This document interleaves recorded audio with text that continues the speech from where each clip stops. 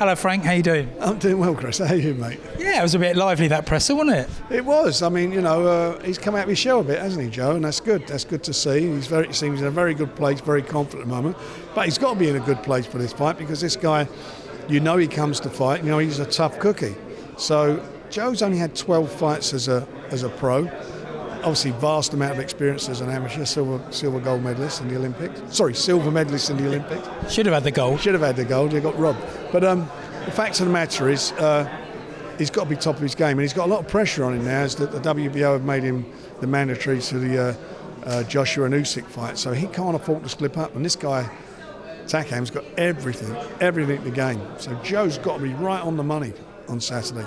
Yeah, and we were in Takam's gym the other day, or the gym where he's based over here, and I tell you what, he's in very good nick, and he's not here just to make up the numbers. No, let me tell you, his promoter, Joe DeGuardi, is a really old pal of mine from America. Joe's been involved with some good quality fighters over the years. He fancies him big time, big time. And I fancy Joe big time. So one of us is going to get it wrong on Saturday, but they're not here to just to show up. And the fact that Joe's come over him tells you what you need, all you need to know.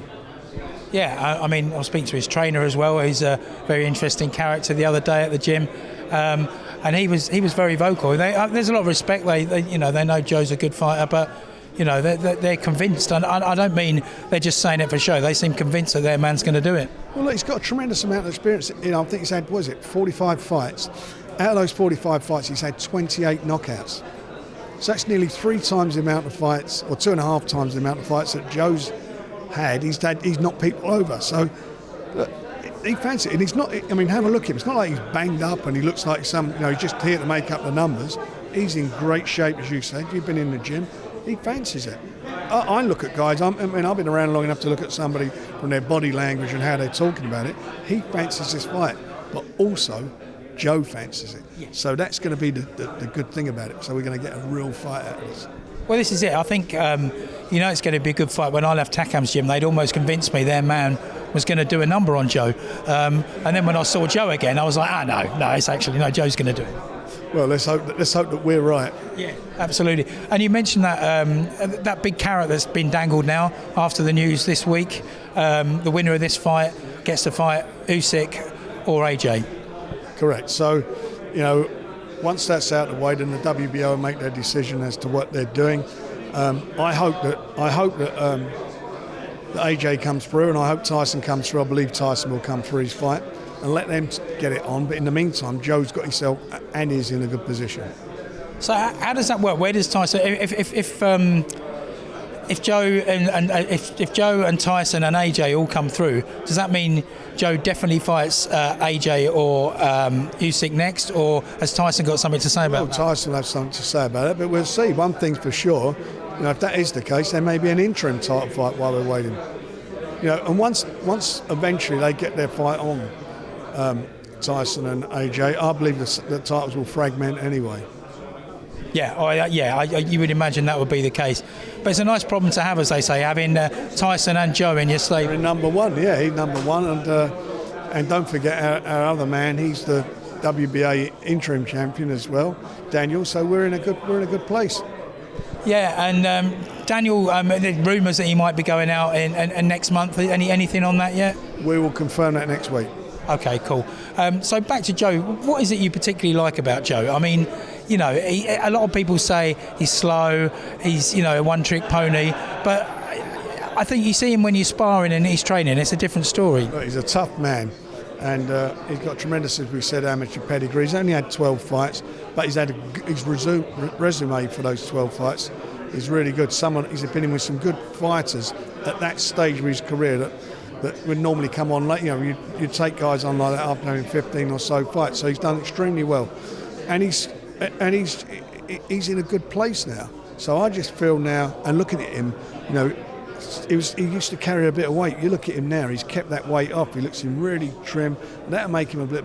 He should be a bit faster on his feet as well with that. And I think at the end of the day, if he does what I expect him to do, I think everybody's going to be extremely happy with him in that he's shown what he can do, what he can do in the ring, and what I believe he can do. And is he a future world champion? he's a tough man to beat. He's got a rock hard chin. You've got to fancy him with anyone. You know, he's got a tremendous chin, and I would fancy him with anybody. Well, Tyson Fury sparred him obviously, and he said he's one of the toughest blokes he's ever sparred because he's just relentless, keeps coming forward. Yes, and there comes a time where suddenly you can't keep him off of you, and that's what he manages to do. Look, you've got to look at his record: 12 fights, 11 stoppages. So eventually he gets to you. He gets on top of you eventually. That's it. Yeah, he could grind you down and you out. I mean, you can't have, you know, a juggernaut coming at you. You know, that's what you've got coming at you. Haven't you? You've got to keep him off. You know, and keep him off. He's on me all the time, and he takes a shot. He's got good whiskers. So you know, it's a bit disheartening when you're hitting guys on the chin and they're not going, and they're still coming. It does with some people. They're like, whoa. So he's done, as I say, he's done everything he's been asked of, and most importantly, he can punch himself. And he's also getting the other side to a top fighter needs, and that's the personality beginning to show through, as we saw just now. Yeah, and he's got a good personality. You know, when he's relaxed and calm and so forth, he comes across really well. He's very well spoken, and he's a good advert for the business. And then obviously you got Sam and Dev throwing a few bombs in there for Takam to fire back at. Yeah, he bit, didn't he? Yeah, it's good. It's good. Yeah, I like that. I like the line from you that check your wardrobe tonight because Sam Jones will probably be in there. Listen, yeah, what he does in his private time, I don't know. So what's the prediction for Saturday then? Because God knows we could do with an England win at Wembley again. Well, tell us about it. I do fancy him to stop him. I think it'd be a tough fight, but I think eventually he'll grind him down and stop him. But in an exciting fight.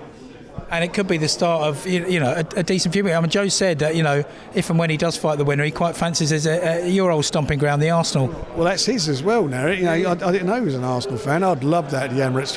We're going to do a show at the Emirates next year anyway, whatever happens. And I hope it's Joe, and I hope all our guys. I hope it's the world title fight. We're going to work very hard to get that on.